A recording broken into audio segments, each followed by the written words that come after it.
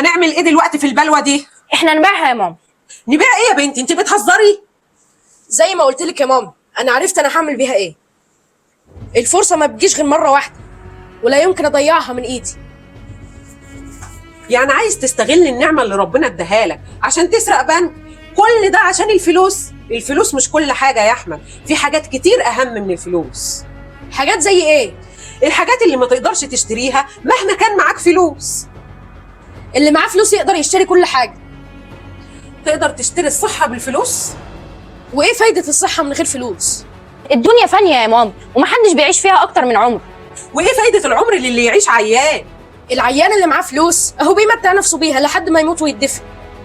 لكن السليم اللي ما معهوش فلوس بيعيش عمره كله مدفون بالحي. انتوا بتقولوا ايه؟ يعني انت هترضى تبيع عين من عينيك حتى لو ب1,000,000 دولار؟ ابقى اهبل لو ما بعتهاش.